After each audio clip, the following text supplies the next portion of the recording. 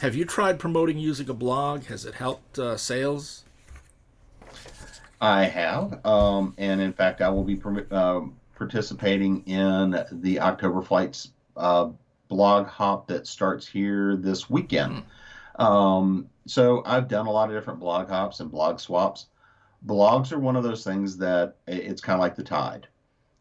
With the current situation with so many people at home, blogs have seen a resurgence. Again, one of those things that I was very active as a blogger for a period of time on multiple blogs because I wrote fiction. There was fiction I put out there, short stories, ideas that I was playing with.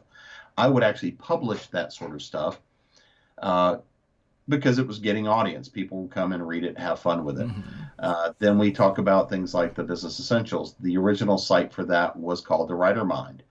Everything that went up there was articles around the publishing industry, publishing journey, story, craft, stuff like that. It was very effective and helped to build Author Essentials and drive that into being enough to create the book and create the company. Blogging in your website is your anchor for people to come find you everywhere else you are and get signed up on your mailing list and to see what you've got going on. Your blog is a way of sharing who you are and what you're doing. Hmm. If you are active and diligent about it, it can be a really good exercise. I have a client we're working with that I've actually been encouraging very much to blog, even though it's a business and the company it's in and the space that it's in. I'm encouraging her to blog actively because it's again bringing people into her as who she is.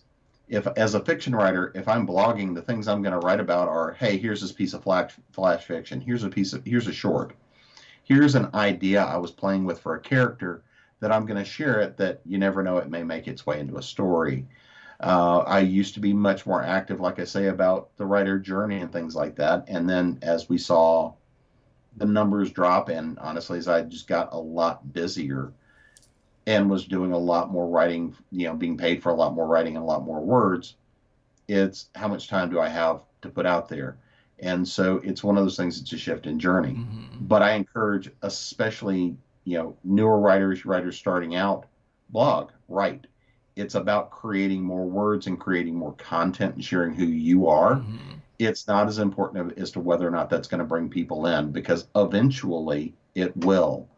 Eventually, what happens is somebody Googles James Nettles, you know, I'll be at the top of that list for people that's out there. There'll be all these references, there'll be all these connections, there'll be all these different links Hmm.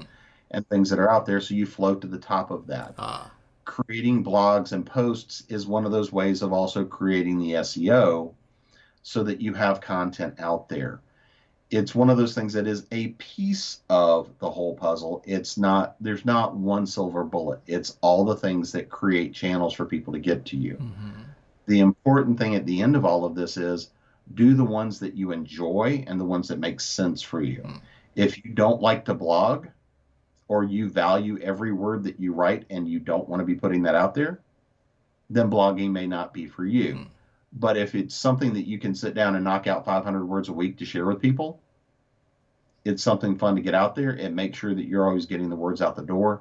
One of the things I used to use blogging for was if I sat down and was kind of mulling around what I wanted to write or work into an article or a story or whatever else, Hmm. cranking out a quick blog post meant that I generated words, which meant I got that part of my mind working and I got something going along those lines. So it was kind of one of those ways of me firing up the engine. Okay. I got a flashback of I was talking to David B. Coe. Um, he was on a panel. In fact, no, I was in the audience at the time. I was not actually on the panel. I've been on so many panels I get confused sometimes. Anyway, he was on the panel, and sitting next to him was his publisher, Tony Weisskopf, and Mm-hmm. and he was talking about how he was doing a blog with a number of other, pretty big name authors by my measure, approximately on his level. And there was, I think, 6 of them, and they were each taking turns doing a blog post for this blog. And somebody in the audience asked him, "Well, how many words do you put out when you put out one?" He said, "Usually about 2,000 words." And Tony blanched. she was kind of appalled that those words were going out without anybody paying for them.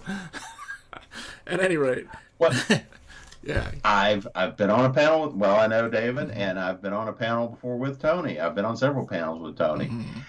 Again, this is one of those things that is dependent on where are you and what are you doing. So I have participated in several different groups where there were a bunch of authors that were contributing to a particular blog. Yeah. And written in that space, because again, this is one of those ways of sharing your audience. And if everybody points from their website into that shared blog, you kind of get that benefit of not having to create content every week or every couple of weeks or even every day. If a bunch of different people are creating content and people are showing up, but I can see who the authors are, again, you can get the benefit of it. And it depends on what you're writing about and how much, I mean, let's be honest here, David can be verbose.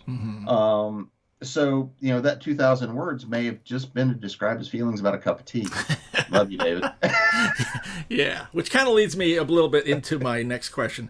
Guest blogging, which is, blogging on someone's blog that you apparently have never been on and maybe will never speak on again. But what's the value of guest blogging? I've been hearing a good bit about that lately. Again, this is one of those things that is you're sharing yourself with someone else's audience. So that's what it all boils down to, is you're introducing yourself to someone else's audience. So if you're guest blogging, what that means is you're writing an article, you're sharing it on somebody else's platform. If they've got a couple of hundred or a couple of thousand people or 10,000 people, it's just like going back to the mailing list.